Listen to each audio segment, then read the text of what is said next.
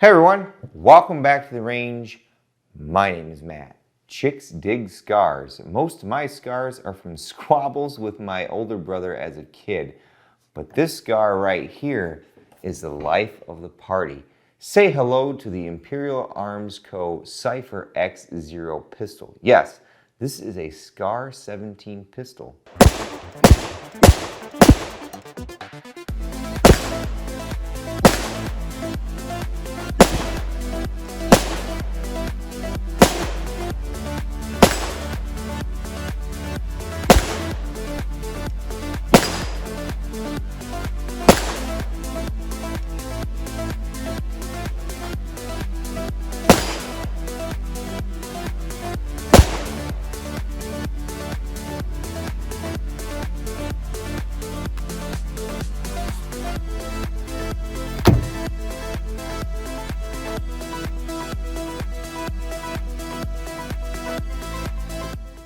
In full transparency, Imperial Arms Company and FN Specialties provided this kit for me to review with no strings attached. I am very detail and data driven. While at a high level, pretty much everything is some kind of marketing pitch ploy to sell you your wares.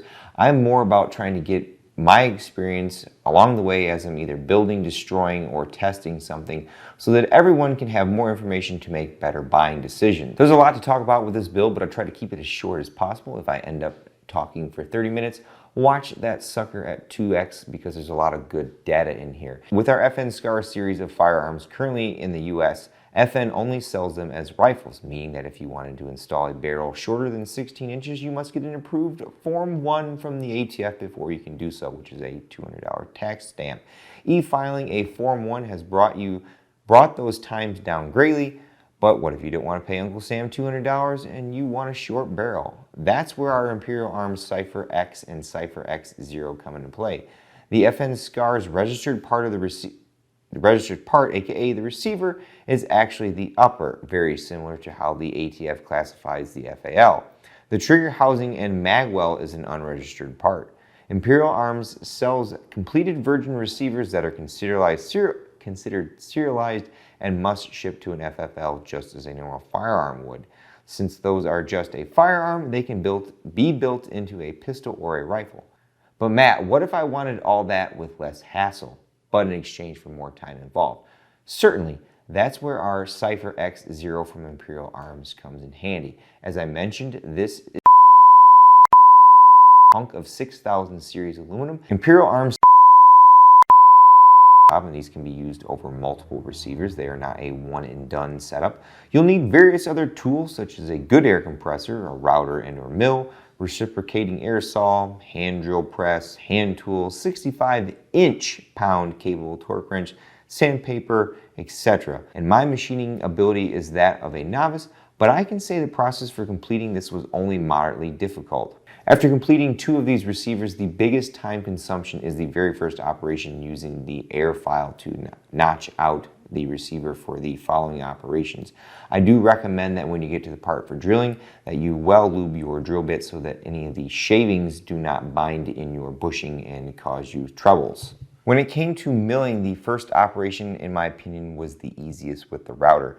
My difficulty came when I went to the second operation. For whatever reason, the router that I picked up from Menards, I think maybe the bit was offset a little bit, so you're using a bushing on this second operation to mill out this receiver, and you essentially use this second jig as a guide, and for whatever reason, my little end mill cutting tool was actually eating the bushing away, and then I was actually gouging out the receiver. My end product was passable, and pretty much that part of the receiver is a clearance area, but I would recommend maybe trying to find an end mill or whatever that particular bit is called with a longer shank so that potentially the shank can ride this outline and the cutting part be below that. Or if you're an experienced machinist, doing this on a Bridgeport is completely 100% easier for you. All in all, I had a total of about 8 hours machining this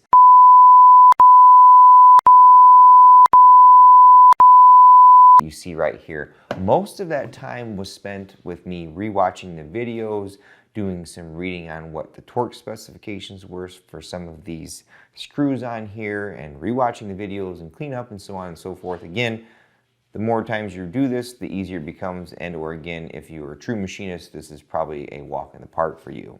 After the machining is complete, I cleaned up some of the surfaces with sandpapers and files so that I could begin test fitting. Once I confirmed everything was fit, I was ready for assembly. If you want to Cerakote your Cypher X0, now is the time to do it before final assembly, because Mr. Evil Red Loctite is recommended for a majority of the screws, and everyone knows that stuff is not fun to remove at all because it requires heat. The factory, I believe, uses our green Loctite, which is equally is hard to remove as well. Now that we're into the thick of it, parts availability is a major concern. FN Specialties effectively cannibalized a non-reciprocating charging handle SCAR 17. As I mentioned in our FN90 receiver video, Midwest Gunworks is the sole provider of OE factory parts from FN in the United States, and getting any of these parts is scarce.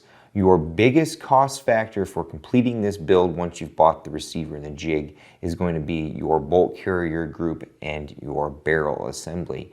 Now, I'm going to stop the video right now. I'm going to ask you to drink a glass of water. If you have high blood pressure, take some medication, possibly do some breathing exercises, because I'm going to put a spreadsheet right up here next to my face that's going to put a that is going to scare the living F out of you all. There are a few trigger housings that can be used to complete this SCAR 17 pistol and or rifle, depending on how you're building it.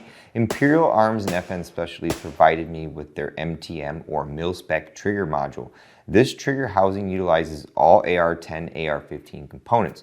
If you have a favorite fire control group, no problem. We have a Geissele Super SCAR installed in here. Magpul pistol grip, battle arms, ambidextrous safety selectors, and our Magwell utilizes the ever popular and more affordable SR25 pattern magazines. The major downside to sourcing an OE Magwell trigger housing assembly is it uses FN's proprietary magazines, which cost quite a bit more than our SR25 pattern magazines like our Lancers right here. Given that this is a pistol, we use Imperial Arms SB tactical brace adapter to attach our SB tactical brace. There are various other end plates available, so if you're looking for a standard just 1913 Picatinny rail out back, those are available as well. Ho, ho, ho. Now that I have a working gun, the question is, how does it run? Well, 308 is still around 84 to 85 cents a round, so I've put around 250 rounds through this assembly as you see it here, and I only have one concern, being that this is a non-reciprocating charging handle model, meaning that the charging handle on this particular model does not come back with a bolt like the original model does. It stays locked forward in the forward position. During my initial firing, I was watching on camera afterwards, and I was watching the charging handle actually bounce forward a little bit, and then when the bolt would lock back, it would actually lock back all the way here. I'm not sure if this being a barrel aluminum receiver is causing friction issues, or maybe I missed filing some of the milling out of here. But after I got past the 150 rounds and I actually lubed this up here, I can say now that the non-reciprocating charging handle is no longer reciprocating. It's staying locked forward. There's actually a newly designed carrier, or whatever you want to call this, that locks into a pin up here in this front end plate. I did shoot this suppressed, and I was hoping to have a Mototech gas plug in hand for review to see how well this gun with a can could do dialing the pressure back, but that hasn't arrived yet. I didn't note much difference switching the gas settings on the factory switch, but thought in suppressed settings the gun wasn't violently throwing brass like it was in normal position. The SCAR barrels are not known for having ample shoulders, so I used our KBA shoulder rings so that I could properly time and install my Yankee Hill 3-port QD muzzle brake, because I love those things, and was pleasantly surprised to have good alignment with the can mounted. Since I am an ammo nerd, I did take some time to chronograph some M&E ball out of this short barrel.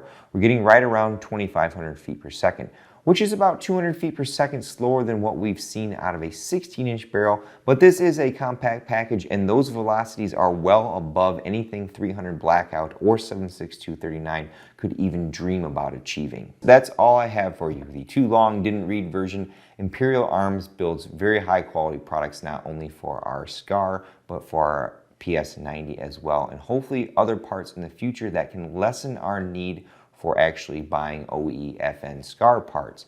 Now, the or the cost savings over buying an OE SCAR may or may not be there. You've got that pride knowing that if you did this all yourself, you can say, hey, I built this gun with my bare hands. Well, everyone, I'm going to get out of here because I'm going to go look at what the workout is posted for later today at the gym and grumble about what those options are going to be for me. But at the end of all my videos, I take a moment to thank all those who help make these possible.